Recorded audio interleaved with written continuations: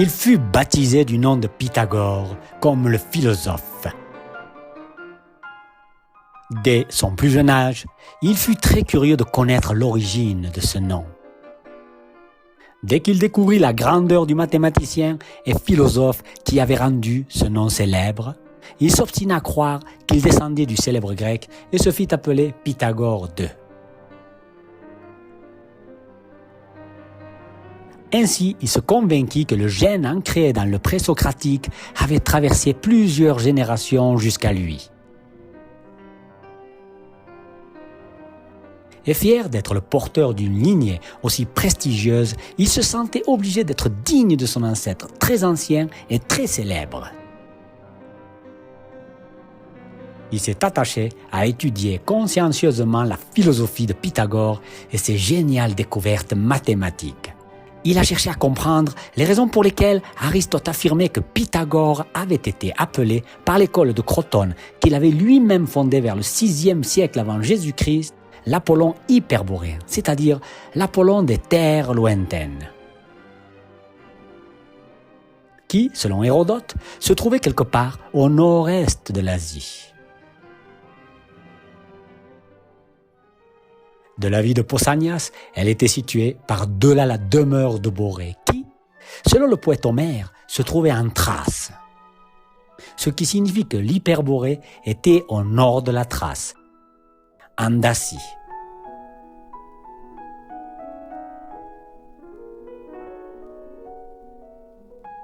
Plutarque les associait aux Gaulois, tandis que le stoïcien Hiéroclès, au IIe siècle après Jésus-Christ, considérait les Hyperboréens comme des Scythes.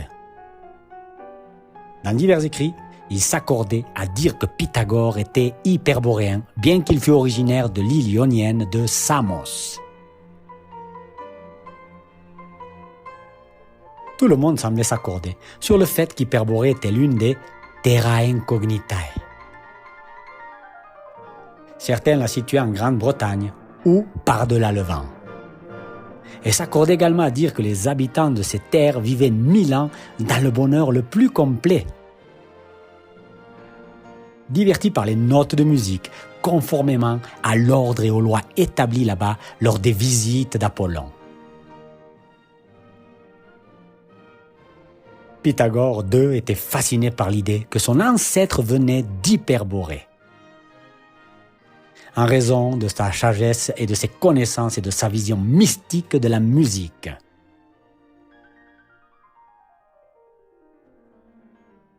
Une autre caractéristique qui impressionna Pythagore II chez son lointain parent était son caractère exceptionnel. Car il ne tombait pas dans le détachement que les autres philosophes grecs avaient envers le mythique, à mesure qu'il se rapprochait du naturel. En revanche, le grand philosophe mathématicien n'a pas tranché entre le mythique religieux et la raison. Ce qui était évident dans la renommée exceptionnelle dont il jouissait parmi les anciens, tant en tant que grand scientifique qu'en tant que religieux éminent.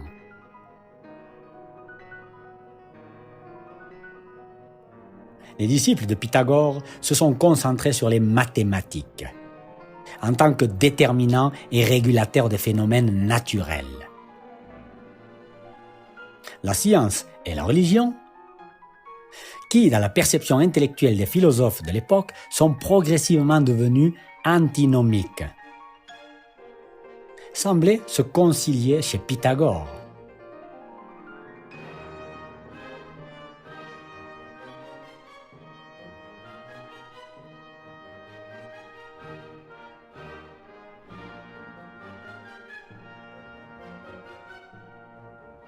Le développement de sa philosophie et de sa science s'est fait au milieu de l'orphisme, un mouvement religieux basé sur un ensemble de légendes et de croyances professées par Orphée, le poète thrace.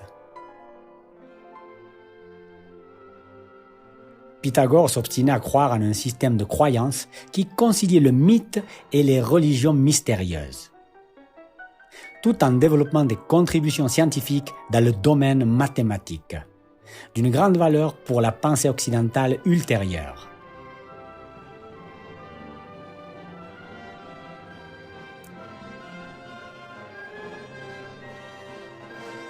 Le jeune Pythagore II a pris beaucoup des enseignements du grand penseur grec dont il descendait, selon ses croyances.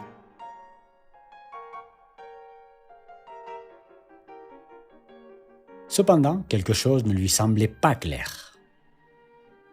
Il revenait sans cesse sur le sujet de l'hyperborée. Intrigué en particulier par l'idée qu'elle se trouvait, comme certains le disaient, par-delà le vent. Au début, il ne comprenait pas.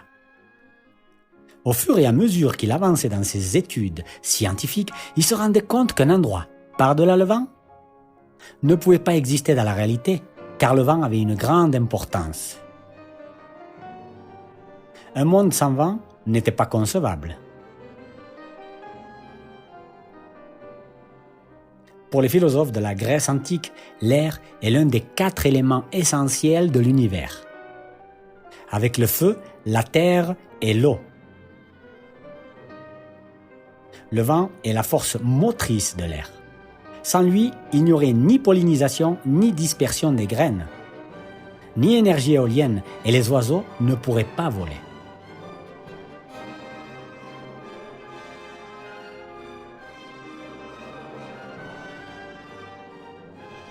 Le jeune Pythagore II se demande alors comment on avait pu imaginer que l'hyperborée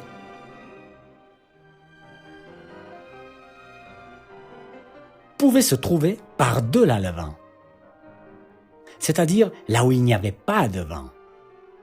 C'était impossible. Il en conclut donc qu'il s'agissait d'une métaphore.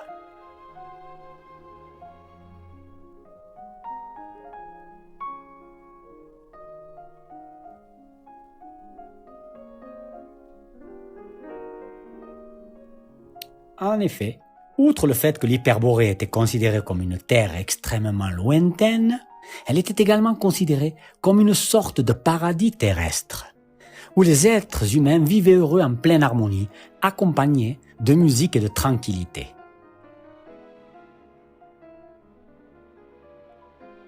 De ce fait, la première chose à faire pour comprendre le sens de la métaphore était que le bonheur parfait ne pouvait être trouvé que là où il n'y avait pas de vent. Car le vent était considéré comme une force perturbatrice, cause de nombreux maux et événements tragiques.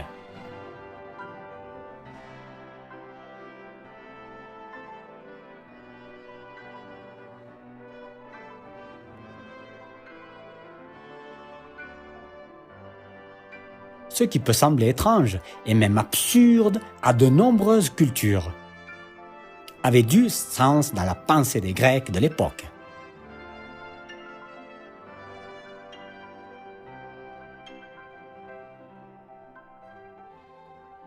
Les Grecs en général et les grands penseurs présocratiques, la culture crétoise mycénienne, les Ioniens, etc., étaient des insulaires. Les vents violents leur causaient donc beaucoup de malheur. De sorte que l'expression « par-delà le vent » pourrait être interprétée comme le lieu où régnait le calme et la tranquillité.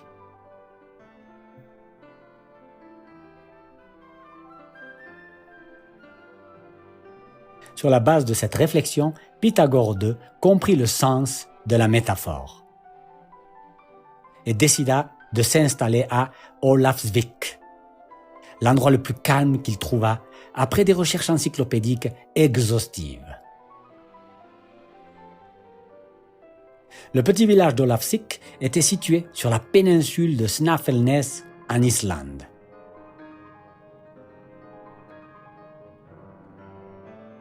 Il y construisit l'école Crotone II, aidé par 20 disciples néo-pythagoriciens qui, suivant l'ancien Pythagore, s'habillaient sobrement avec des vêtements faits de chanvre blanc. Mais en raison du froid extrême de ce pays, ils ne pouvaient se passer de la laine. Contrairement aux pythagoriciens originaux qu'il évitait car il la considérait comme impure.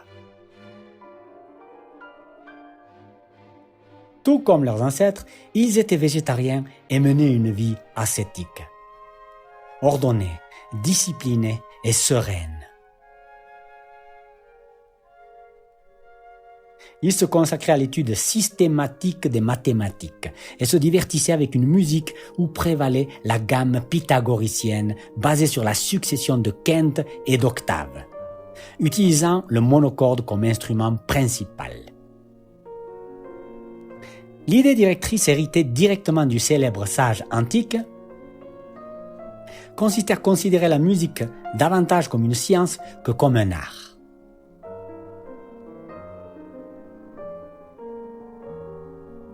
Le vent soufflait, mais il se sentait au-delà de celui-ci, grâce à la tranquillité dans laquelle il vivait, isolé en tant que secte pythagoricienne.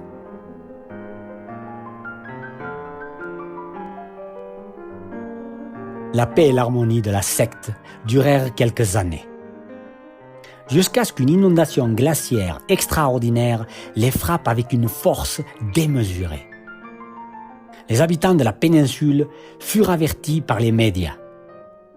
Mais la décision de Pythagore II de rester isolés dans leur sectarisme extrême les empêcha d'apprendre la catastrophe qui s'annonçait et les mesures d'évacuation à prendre pour prévenir le risque.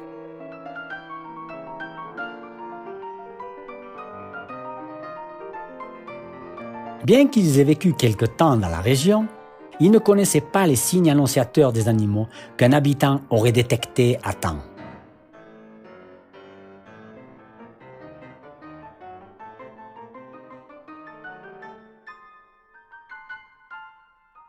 Et lorsqu'ils ont aperçu au loin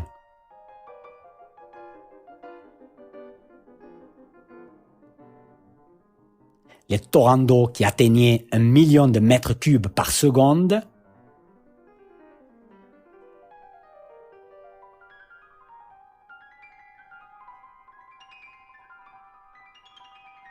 il était déjà trop tard.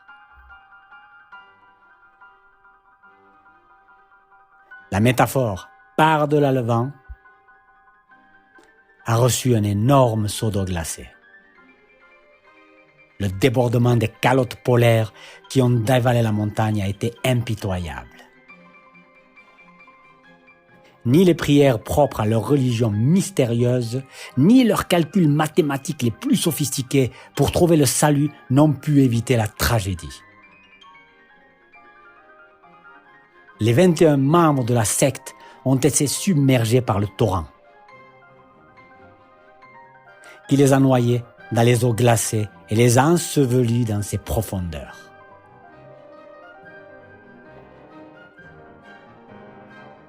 L'Hyperborée située par-delà le vent, pour leur garantir une vie remplie d'un bonheur millénaire, avait été totalement détruite. Les rites secrets, l'harmonie, la musique et les mathématiques ont été réduits à néant.